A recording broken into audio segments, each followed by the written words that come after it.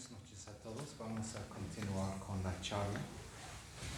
Entonces, el título de la charla el día de hoy ¿Es necesario un gurú? No sé si alguien reconoce ese título. ¿Sí? Sí. ¿Lo reconoces? Sí. ¿De dónde? De internet.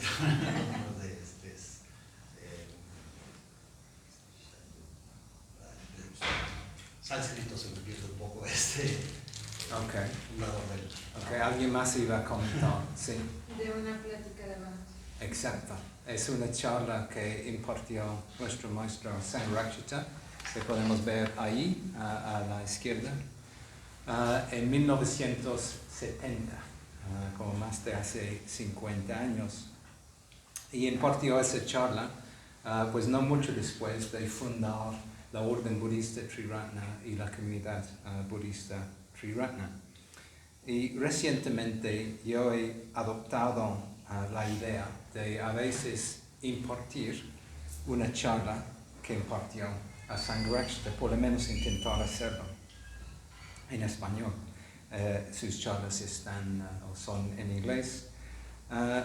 O más bien, en lugar de impartir la misma charla, es una cuestión de seleccionar ciertos temas de su charla, porque he encontrado, si intento dar toda la charla, tardo como 3 horas y necesito confesar, o no voy a confesar, pero voy a compartir que intenté dar esta charla hace un par de días y según yo había seleccionado un tercer de la conferencia original y todavía tuve como material para 1 hora y media, entonces necesitaba cortar mucho material. Entonces para hoy he reescrito todo y a ver cómo sale. Y por cierto, si les interesa tener contacto con la charla original, se puede leer la charla o una versión de la charla en el libro La Sangha, que se puede encontrar en la tienda, o por otro lado se puede escuchar la conferencia, que es lo que vamos a hacer ahora. Entonces, quizás no todos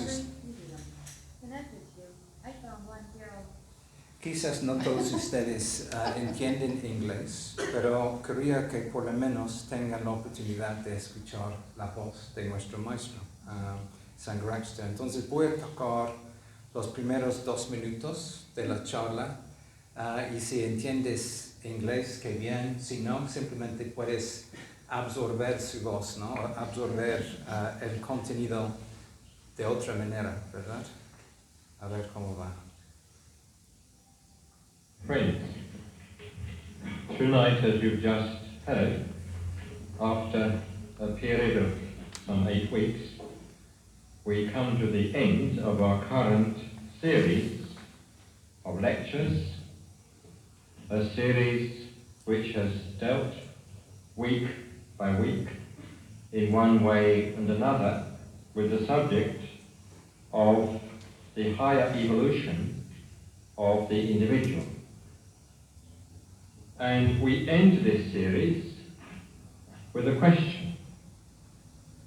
We end it with a very important question, not to say vitally important question, a question which arises, which cannot but arise, which inevitably arises sooner or later, whenever one genuinely tries to evolve, tries to develop, or even just tries to be oneself in any authentic manner.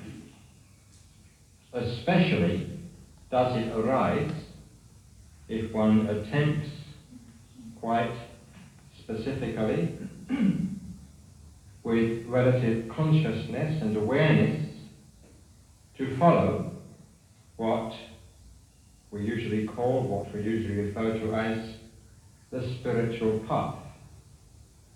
And this question arises with all the more force and is all the more relevant and all the more imperatively demands an answer when one tries to follow that spiritual path in one or another of its oriental forms. And that question is, of course, the question which stands as the title of the lecture this evening: is a guru necessary?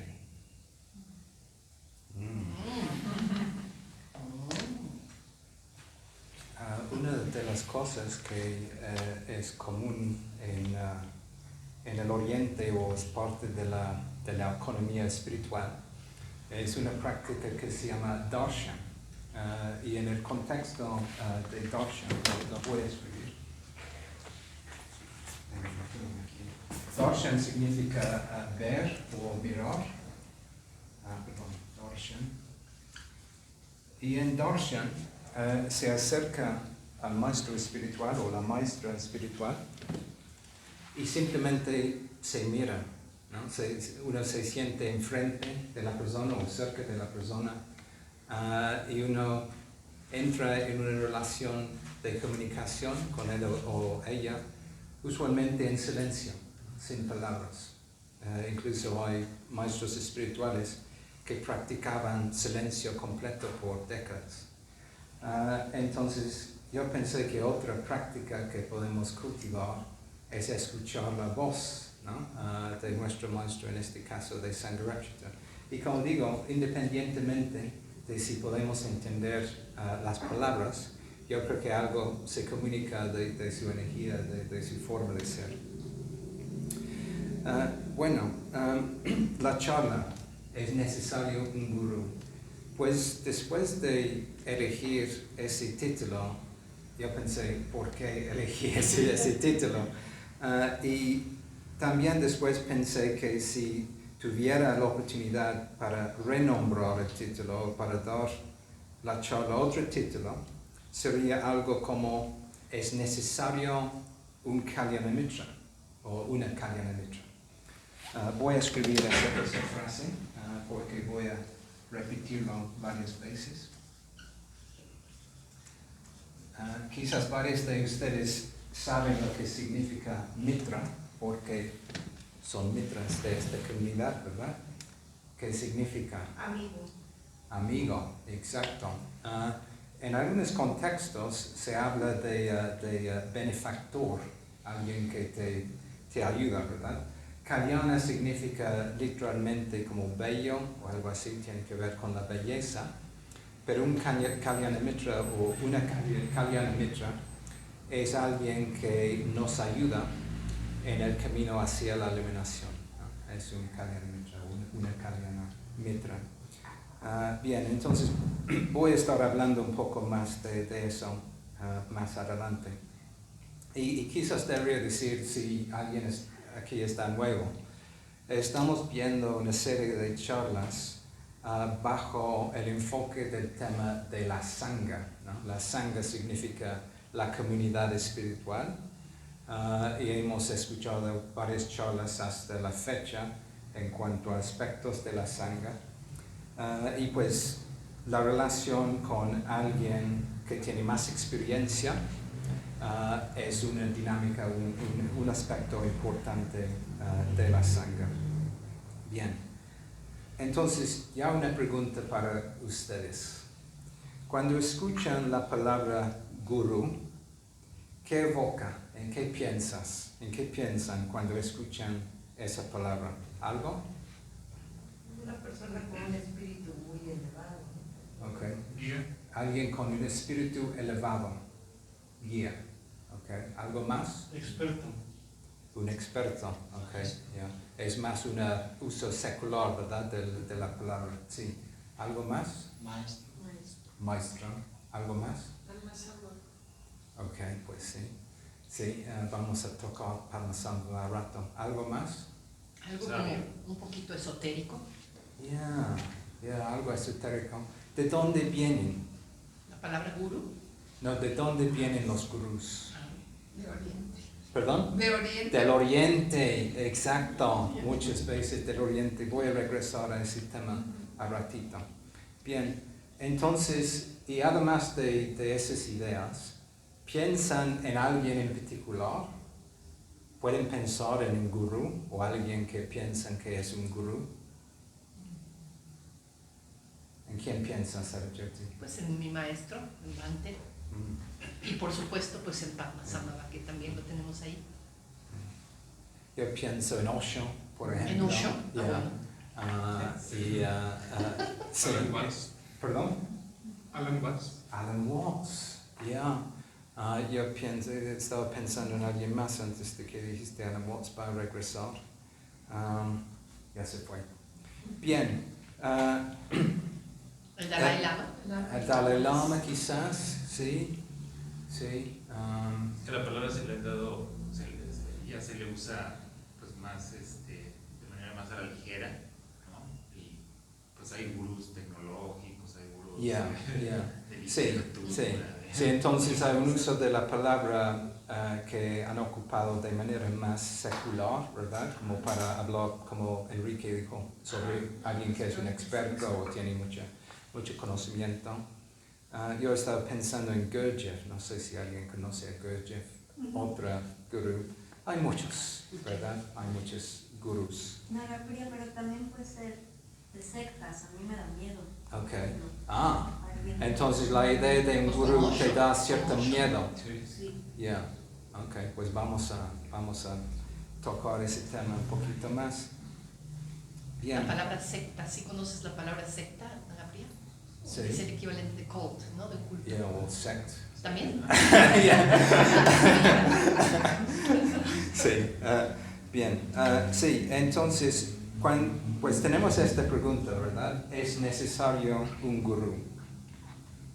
Quizás la primera pregunta es, pues, ¿qué es un gurú? ¿No? La palabra en sí viene del idioma sánscrito y también de hindi, pero sánscrito originalmente, y significa algo como de gran peso, profundo, y más generalmente se entiende como anciano, en el sentido de alguien que tiene mucha experiencia en algo, o maestro, como alguien más dijo. Y bueno, pensando en esta pregunta, ¿es necesario un gurú? Quizás una pregunta obvia es, ¿necesario para qué? ¿No? ¿Para qué vamos a necesitar un gurú? Y por lo menos otra pregunta que a mí para mí surge es, ¿para qué se busca un gurú? ¿No? ¿Cuál es el propósito de buscar un gurú? Y quiero particularmente explorar ese tema, quiero decir por qué se busca un gurú, y tocar algunos de los peligros que pueden estar conectados con esa búsqueda. Además, me gustaría contrastar la búsqueda de un gurú con formar relaciones de amistad espiritual o con formar relaciones de Kalyana Mitrita. Y quiero contrastar los dos en cuanto a motivos como en cuanto a las consecuencias de hacerlo. También voy a introducir lo que yo voy a nombrar, más bien Sangharakshita nombró, el principio del gurú, que según yo es algo que debería estar en la vida de todos nosotros. Y para tocar o para explorar ese principio más, voy a introducir la figura del Vajra Guru, que es Padmasambhava, que podemos ver enfrente aquí.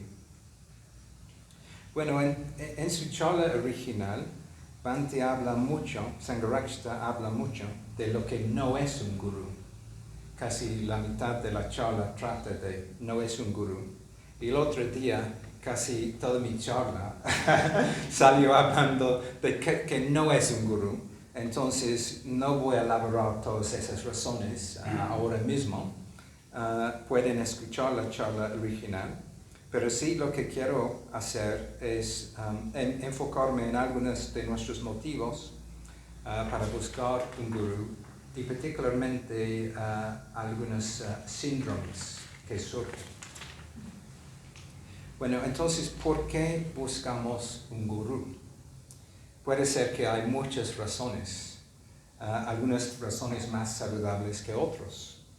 Para ser justo, podemos buscar un gurú porque queremos crecer espiritualmente, ¿verdad? Eso puede ser un buen motivo para buscar un gurú. El problema es que no podemos reconocer quién es un gurú y quién, por un lado, es un charlatán, ¿no? Que no sabe nada de lo que habla. Ese es el problema que encontramos. Y además de eso, además de nuestra incapacidad de distinguir entre un gurú y alguien que quiere manipularlos o explotarnos, nuestra búsqueda de un gurú está viciado por varias síndromes y motivos no tan saludables. Entonces voy a continuar con hablar de dos síndromes comunes que quizás todos nosotros hemos experimentado por lo menos durante un momento o quizás incluso todavía experimentamos estos síndromes y que realmente no son pues saludables, ¿verdad? Y esos vienen de otra charla de Sangharakshita que se llama la iluminación como experiencia y no experiencia.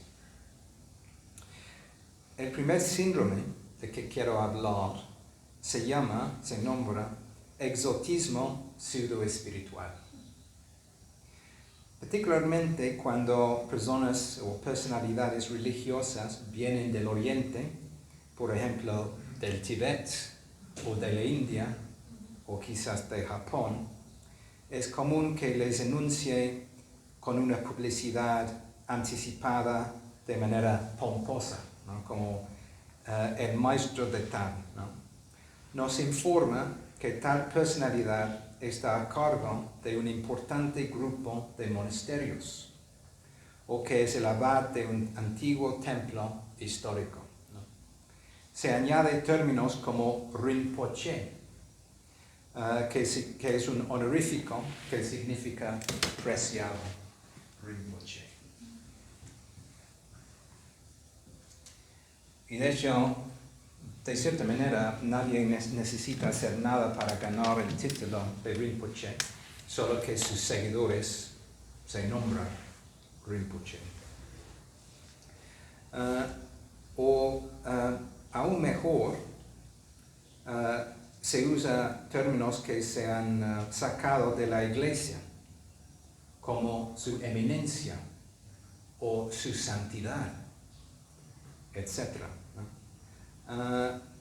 Y además se enfatiza la noción de la persona nombrada es lo que podemos nombrar un tulku, ¿no? Un tulku, que es básicamente un Buda vivo, ¿no? El renacimiento de un maestro anterior que tiene mucha sabiduría y tiene mucha compasión. El Dalai Lama es un tulku, pues según los tibetanos, y hay varios otros. Según lo que yo he estado leyendo, pues leí varias listas, pero por lo menos 4,000 tulkus del Tíbet. Y cuando Sangharakshita estaba hablando con su propio amigo Dada Rinpoche, que también era tulku, Dada Rinpoche dijo que según su propia experiencia, que quizás de todos los tulkus del Tíbet, quizás 7 o 8 eran realmente como vale la pena, digamos, ¿no? Los otros no tanto. Bien, pero si alguien parece como un tulku, parece que deberíamos prestar más atención.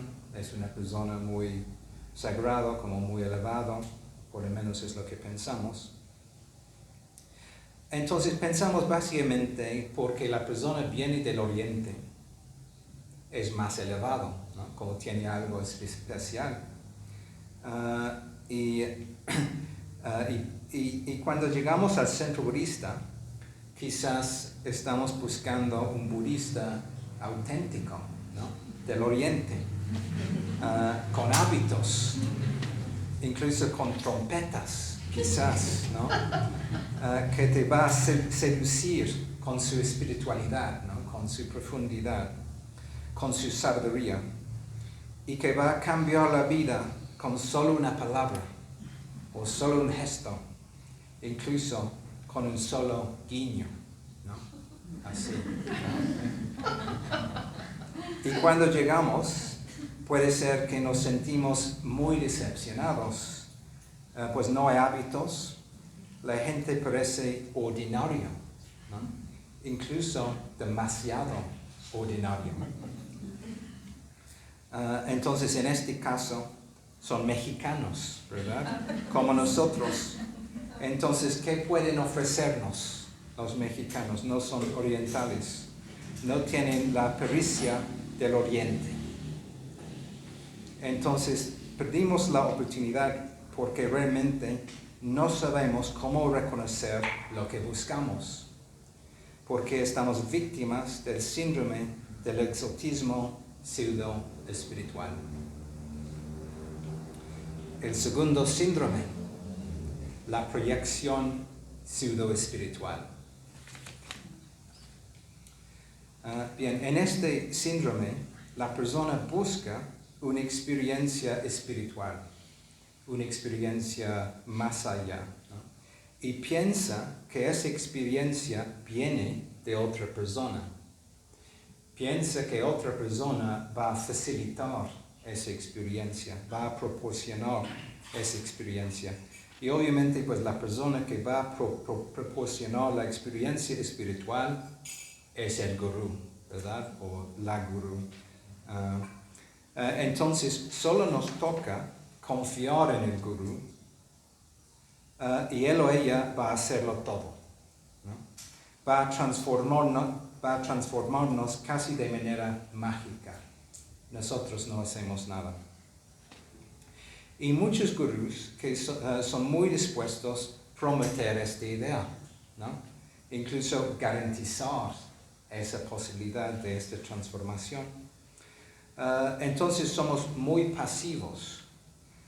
Buscamos que alguien nos entregue algo, nos entregue el poder, la paz, la espiritualidad, sin reconocer que realmente nosotros somos responsables y capaces de fomentar la paz propia, nuestra propia sabiduría, nuestra propia conexión con lo trascendental.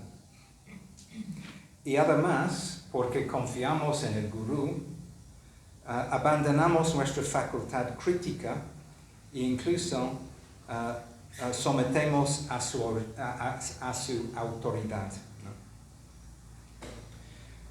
¿no? Es común que los seres humanos, mientras crecen físicamente, no crecen emocionalmente o no crecen espiritualmente. Entonces buscan a alguien que puede tomar las decisiones para uno mismo. Quizás incluso alguien que nos va a amar, alguien que nos va a proteger. De manera absoluta o incondicional, ¿no? Buscamos el amor incondicional por parte de alguien más. Entonces, queremos fomentar una dependencia de alguien más, que aparentemente es más fuerte que nosotros. Pero la realidad de eso es que no queremos responsabilizarnos por la propia vida. Queremos que alguien más se responsabiliza, que alguien más soluciona el asunto de nuestro camino espiritual. Estamos intentando crecer de manera indirecta, pensando que el gurú, casi de manera mágica, puede otorgarnos la espiritualidad. No necesitamos hacer el esfuerzo, simplemente absorbemos la santidad del gurú. Entonces por esa razón, podemos estar muy ingenuos con alguien que pensamos que es un gurú y a veces los resultados son catastróficos. A menudo, un gurú, o más bien un pseudo-gurú, desempeña el papel de un padre o madre. Y como estábamos comentando antes, es muy común referirse a varios gurús como padre, Bapu, como madre, Ma. Bastante común en la India. Entonces, creamos este tipo de dependencia y proyectamos en él o ella, o más bien nuestra proyección en él o ella, permite la posibilidad que él o ella empieza a usar con nosotros el modo de poder. Empiezan a darnos direcciones, indicaciones, empiezan a imponer su voluntad, en nuestra propia voluntad, diciendo que es una voluntad más allá. Y como digo, sin entrar en detalles, a veces eso puede resultar en muy malas consecuencias. Bien, ¿y qué es lo que pasa después? Descubrimos o nos damos cuenta de que el gurú no es tanto, ¿no? O la gurú no es tanto. Es un ser humano como nosotros, comete errores, a veces hace cosas que no son perfectas. Entonces, desde tener el gurú en la parte más alta, ya está, pues no sirve para nada, ¿no? Está en el piso sin valor.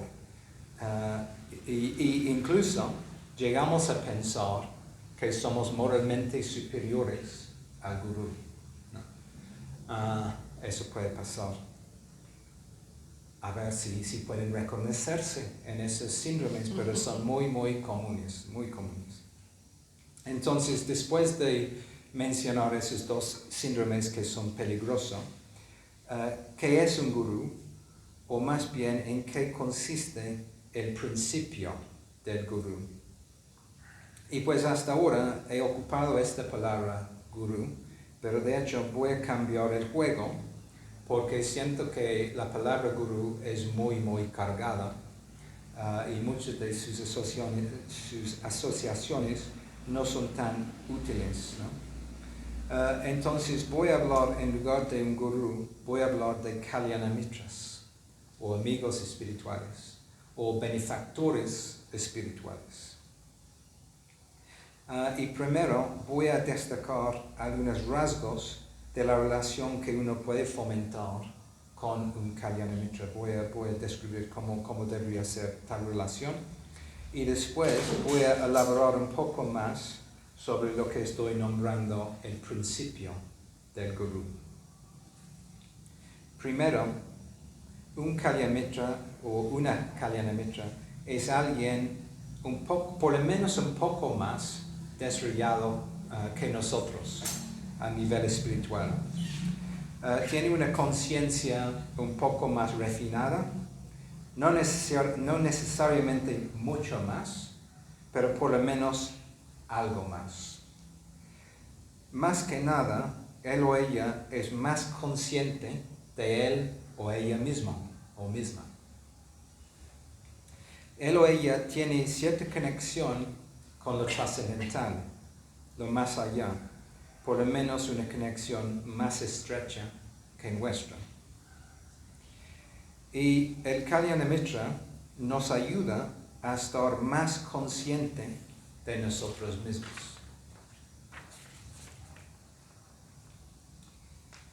Y eso puede ser incluso a veces incómodo.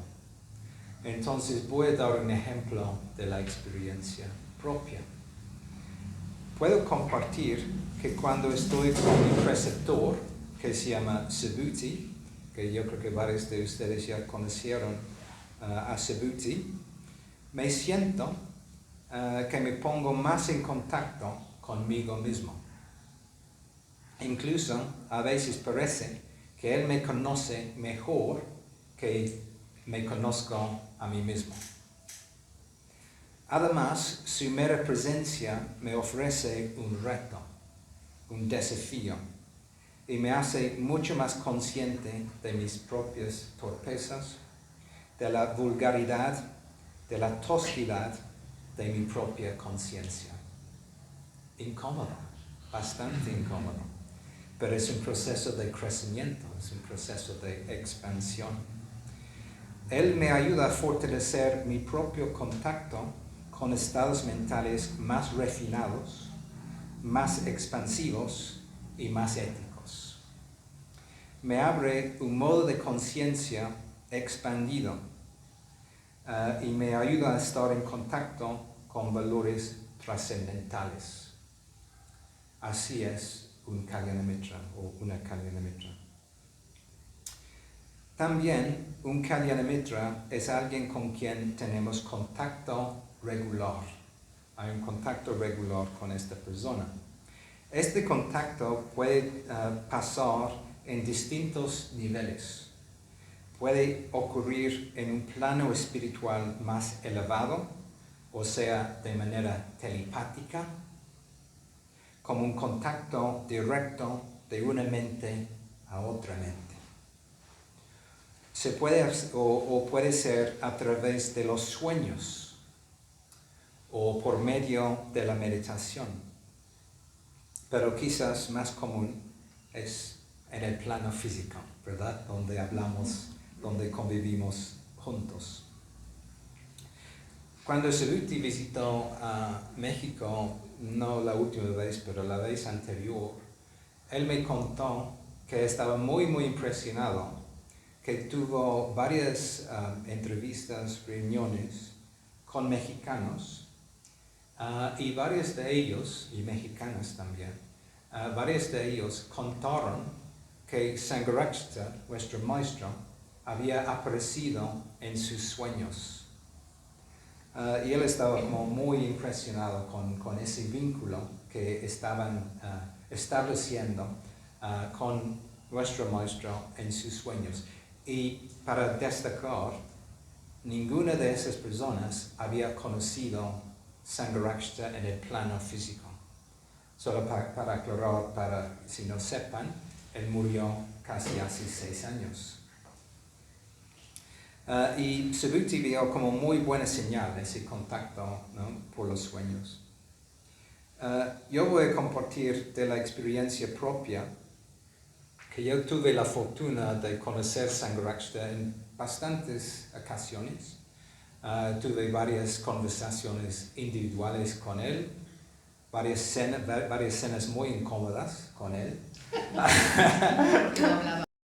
Nadie más hablaba, solo él, ¿sí? Nadie quería decir algo afuera del lugar ni nada así. Y además estuve presente en varias de sus charlas.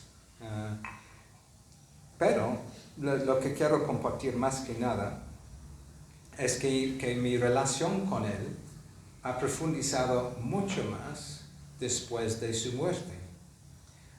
Ya me siento mucho más en contacto con él que me sentía antes, ¿no? Porque yo digo, no sé, es un contacto mucho más directo, quizás, puede decir, no sé cómo explicarlo, pero sí siento que estoy mucho más cerca con él que me sentía cuando, por ejemplo, tuve la fortuna de hablar con él, cuando simplemente me sentía muy incómodo, ¿no? Bueno, el contacto entre el Kalyanamitra y nosotros debería tener una naturaleza existencial, debería ser ese tono. Debería ser una comunicación real y no limitarse a simplemente compartir noticias, ideas, incluso sentimientos o experiencias. Más bien consiste en una comunicación del ser, una comunicación directa del ser. Entonces, por esa razón, implica una apertura y una sinceridad por parte de nosotros. También implica que no es el labor o el papel del Kalyanamitra enseñarnos algo. Simplemente su papel es ser él mismo o ser ella misma. Y relacionarse con nosotros con base en eso, con base en simplemente ser él o ella mismo. Entonces también eso implica que nuestra labor no es aprender, por lo menos no aprender ideas. Más bien, y por esa razón un Kalyana Mitra no es un maestro o una maestra.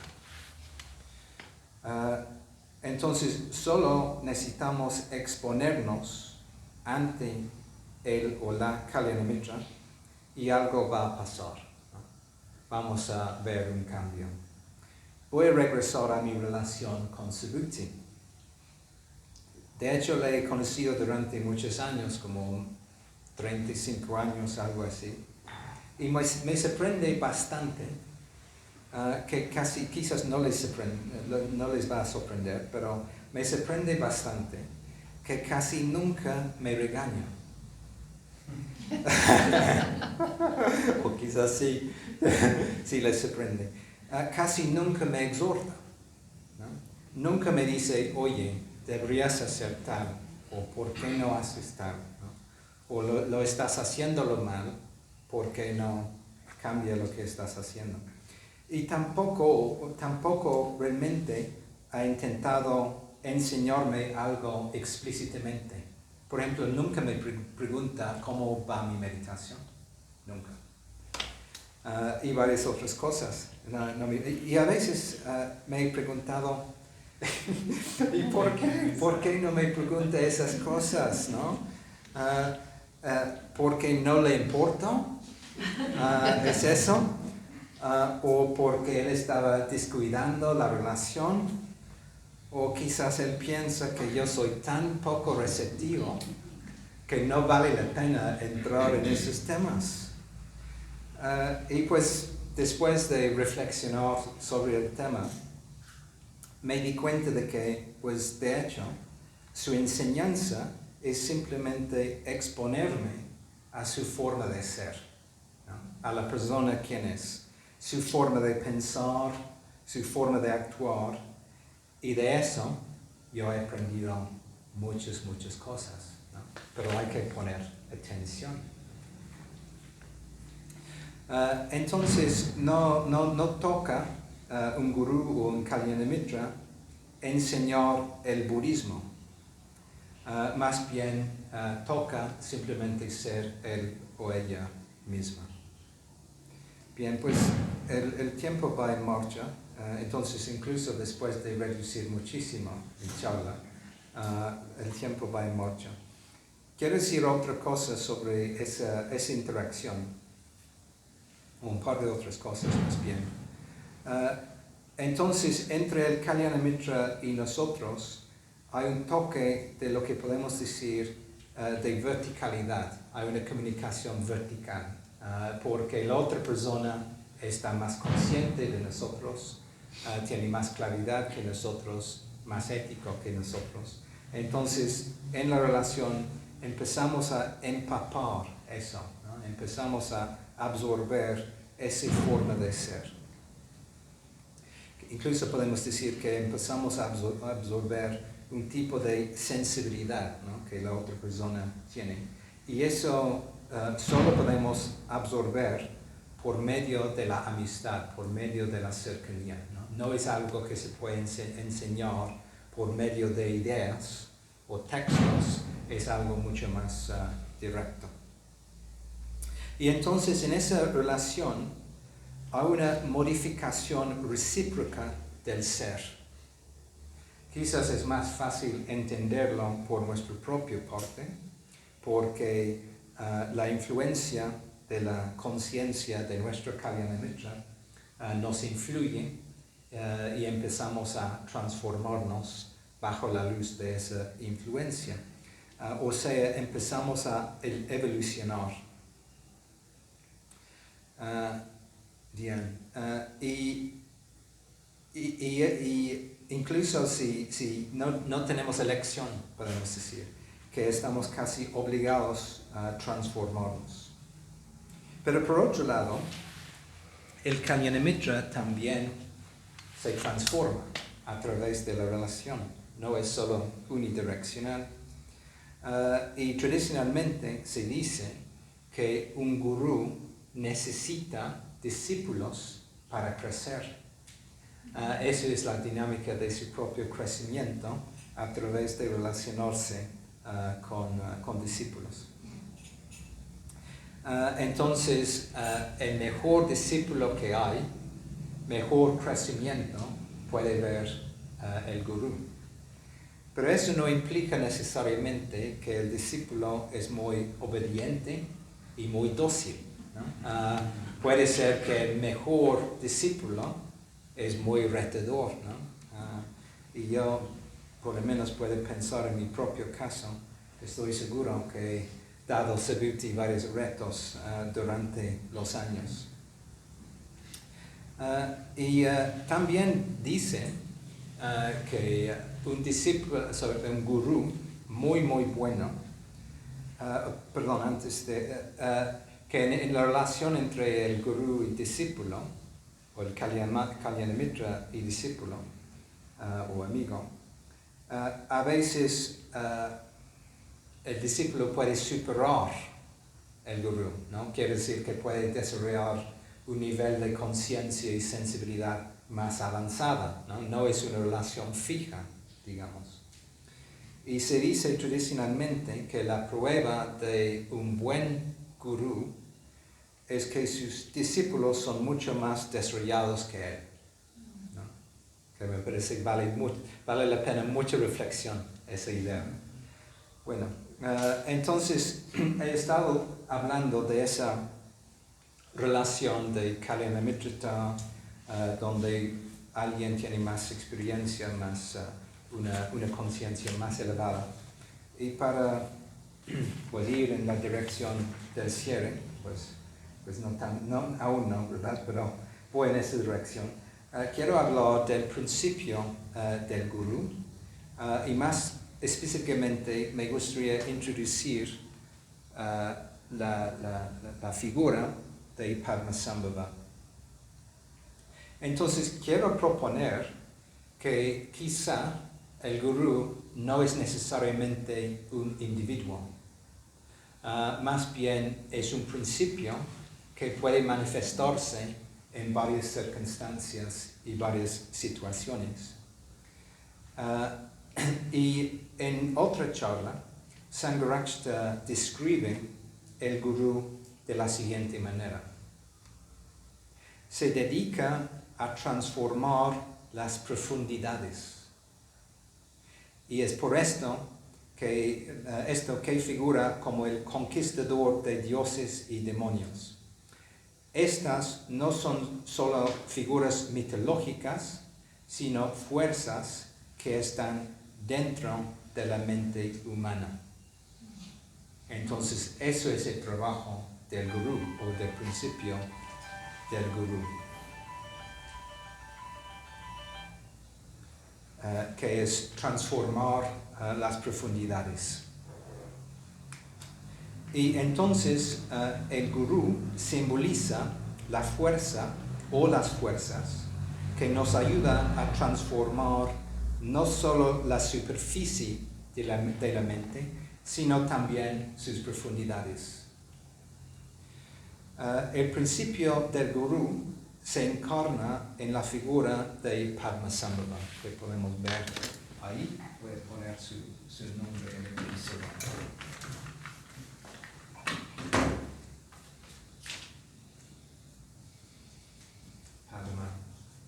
Padmasambhava, que significa nacido del loto. ¿Sí? ¿Nacido del loto? Nacido del loto, o nacido de un loto. Sí, la flor del loto. Bien, entonces Padmasambhava es el Guru Rinpoche, el precioso Guru. También es el Vajra Guru, el Guru que revela la realidad. Mientras se considera a Padmasambhava como una figura tibetana, de verdad, él encapsula el principio del gurú, que es un principio universal. Es interesante que esta figura, como mencionaste, Satyajyoti, antes, se volvió muy importante en la vida de nuestro maestro Sangharakshita. Su primer encuentro con Padmasambhava pasó en Darjeeling, en la India, en los años 50, en un templo tibetano. Y voy a describir cómo él describe ese encuentro. Cuando entré en el templo, la impresión fue más grande al ver frente a mí la inmensa e imponente figura inmóvil de casi legendario fundador e inspirador de la tradición Nyingmapa. Un cráneo como tazón en su mano izquierda, un bastón rematado con cráneos en el hueco de su brazo izquierdo, y la célebre iracunda sonrisa debajo de su bigote. Todo esto lo asimilé de manera instantánea, junto con el gorro de loto, los ricos bordados de su vestimenta y las dos figuras más pequeñas de sus consortes que lo flanqueaban, una tibetana y la otra nepalí. Después de asimilarlo, sentí que siempre había estado ahí y que al ver la figura de Padmasambhava me había hecho tomar conciencia de la presencia espiritual que de hecho había estado conmigo todo el tiempo. Sigue. En otras palabras, esa figura mágica activó en un nivel muy profundo una parte de mí que hasta ahora estaba dormida y era desconocida. A pesar de que nunca lo había visto antes, era extrañamente familiar. Era tan familiar como mi propio ser y al mismo tiempo infinitamente misterioso, infinitamente maravilloso y infinitamente inspirador. Seguía siendo familiar, misterioso, maravilloso e inspirador. Fue cierto que el precioso gurú iba a ocupar un lugar permanente en mi vida espiritual.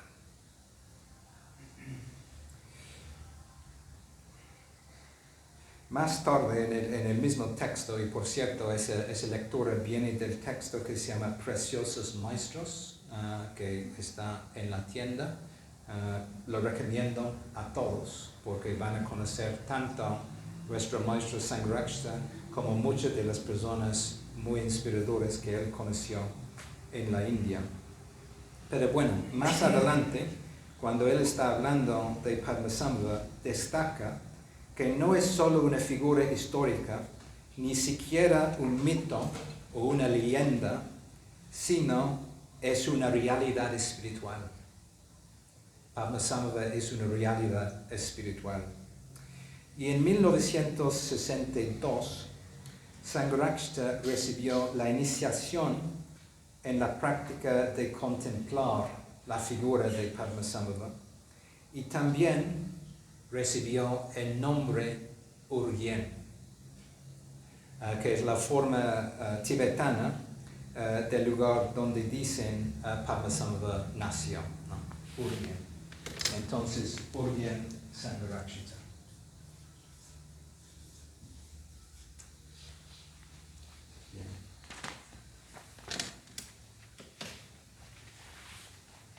Entonces podemos ver que Sangharakshita desarrollaba un vínculo muy, muy profundo con esa figura, o más bien descubrió su vínculo, ¿verdad?, con Padmasambhava, que tiene que ver con transformar las profundidades.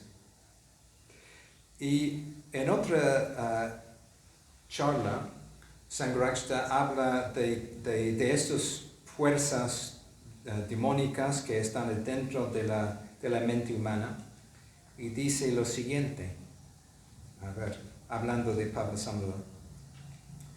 Se debe hacer frente a estas fuerzas primordiales si se quiere una transformación profunda de la vida espiritual de la humanidad. Y esta es la función prominente en la vida de Padmasambhava. Él se enfrenta a los dioses y demonios no solo del Tíbet o la India, sino del mundo, de Oriente y de Occidente. Y en Occidente tenemos muchos demonios que enfrentar. No es suficiente rasgar la superficie racional de nuestras mentes. Debemos penetrar en lo más profundo, lanzar una carga de profundidad y hacer estallar las fuerzas primordiales que nos mantienen cautivos. Bien, entonces pues voy a ir en la dirección de una conclusión. Nos hemos preguntado si es necesario un gurú. Hemos explorado varios motivos por buscar un gurú. En particular, tocamos algunos síndromes que pueden manifestarse en la vida propia, que pueden obstaculizar nuestro camino. De manera más afirmativa, cambiamos el discurso un poco y empezamos a hablar de la idea de un Kalyanamitra o una Kalyanamitra, que puede ayudarnos en el camino y que es alguien que está un poco más adelante, digamos, que nosotros. Finalmente, tocamos esta noción del principio del gurú, que puede ser algo que va más allá de un individuo particular, es más una fuerza o una influencia, y se resume esa influencia en la figura de Padmasambhava mismo. Entonces, Padmasambhava es lo que puede convertir los demonios que tenemos adentro. Es la energía que necesitamos para transformar nuestras propias profundidades. Entonces, según yo, que sí he llegado a la conclusión que sí necesitamos un gurú, ¿no? O por lo menos necesitamos activar el principio del gurú en la vida propia. Si realmente queremos como avanzar en la vida, en el Dharma, en la vida espiritual, no es suficiente solo trabajar en la superficie de nosotros. Hay que echar un clavado profundo en lo que hay, ¿no? Y empezar a transformar todo lo que somos, ¿no? Para que todo nuestro ser sea en armonía con nuestra aspiración más elevada. Entonces lo cierro ahí y gracias por escucharme.